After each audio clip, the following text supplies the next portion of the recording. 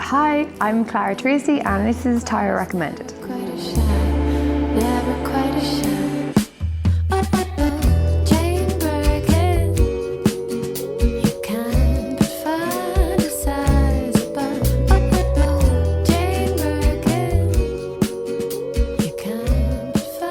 So the first record I have chosen is Back to Black. I picked it because it was the soundtrack to my quarter-life crisis when I was on Erasmus in Lyon. It was back in the days of CDs. I'm sure obviously vinyls, you know, were a thing, but like, I don't know, mid-2000s, like I had the CD in my little flat. I played it like on repeat all year, and then I came back to it again when I was living in Paris at a later stage, and I don't know, I just was playing Back to Black and I couldn't get over how she managed to just get such a banger out of the three chords, basically. And I sat down at the piano and was in C minor and tried to see if I could come up with a three-chord trick in C minor, and it actually became Black Forest, which was the title track of the album. So it was directly inspired. Hopefully not ripping off, definitely, I don't think it does. It turned into a different vibe altogether, but yeah, so I love uni and have dreams about her sometimes.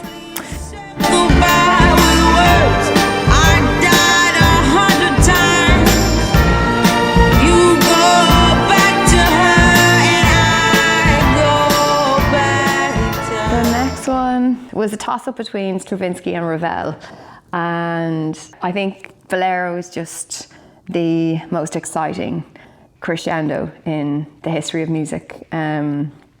It's just like maximalist minimalism in that it's the same, like this little snare drum riff, and introduces all the orchestral instruments. They all just take the same theme, and we were actually listening to it again last night with my cellist friend who's in town for the gig tomorrow night, and we went through it and tried to pick out all of the instruments, and it's really hard because it starts off with flute and then goes to clarinet, but there's an oboe d'amore in it that we didn't know what that was, and tenor sax, which is kind of unusual for the time. I first came across it when Torval and Dean did their ice dance to it in the 90s, and I've always had a huge I think like classical music is my first love really when it comes to genres, so I could have picked 5 classicals but just went for Ravel.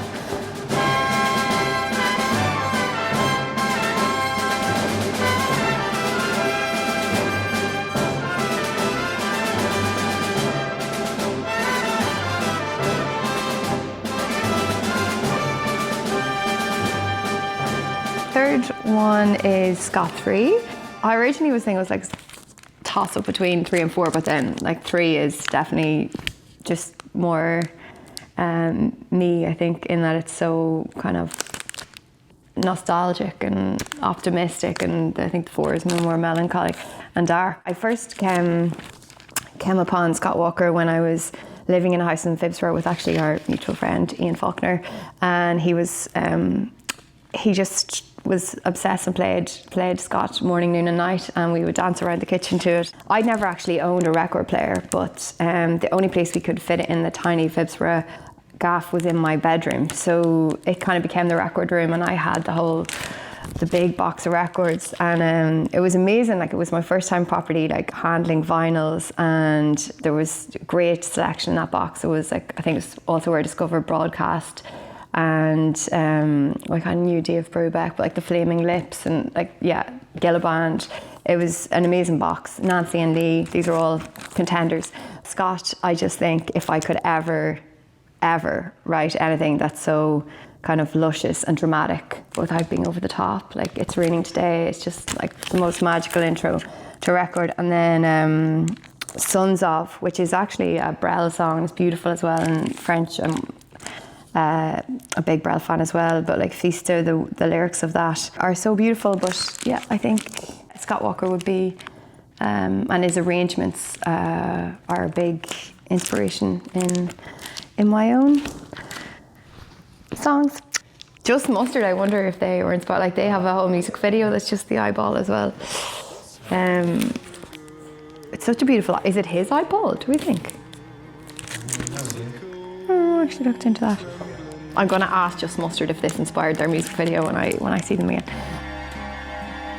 It's raining today. It's raining today. Yeah, this next one, Swordfish Trombones. I actually only fell in love with this record this year. It's the 40th anniversary of it. I love Tom Waits and used to play, but when I played piano bar gigs, I was like, you know, marathon request all the time, and I kind of knew closing time better, but then we were putting on an anniversary gig, and we with a few musicians up in Belfast, and we had to perform the whole album. So it wasn't just, I thought when I signed up for that it would be like singing a couple, you know, 1 or 2 songs off it, but actually had to play like the marimba parts and learn the whole thing, and the intricacy of that, like the time signatures and the lyricism, like it's so funny as well. There's some great lines in Frank's Wild Years, and the storytelling, and also like I also nearly went for Moondog. So Dave the Butcher kind of does that like crazy organ just weird thing, which was so like we never learned it. We just all started playing different things at the same time. It worked. And yeah, I also, one of my favorites of this is Johnsburg, Illinois, which is like only 1.5 minutes long, and like how you could write something that's like such a beautiful melody. And I think Tom Waits himself, he said that he just wanted to be the musical equivalent of taking out the picture of your lover from your wallet and showing it to someone down the pub, and I suppose that's what it does. I got to sing that one, which was, it's great. So yeah, and also I love the cover, and for about 2 months after we performed this, I only wore braces and white shirt. Well, Frank settled down out in the valley, and he hung his wild years on a nail that he drove through his wife's forehead. He sold used office furniture out there on San Fernando Road, and he assumed a $30,000 loan at 15.25%, and he put a down payment on the... And then the last one, if we go to the modern day, this record is one that I wish I'd written. It's like quite perfect, I think, as records go, and it definitely inspired me. Like I listened to it, like it was out, I remember, like I started recording my Black Forest in 2020, and definitely it was like 2018, 2019, we were listening to this with like my friend Maya. We just had great times. True Love is making a comeback, kind of karaoke style all the time. And yeah, it's just one of those, like the cover, like the whole thing, it was definitely a moment in time. And it's only, I think it's only now, since we've had the whole like crazy Pando thing, that you can look back on that, you know, very, just before, you know, it all hit, like the kind of sweetness of that summer.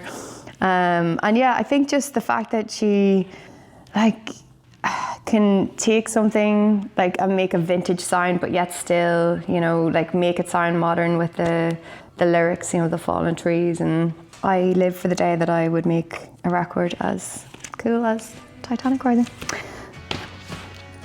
Oh.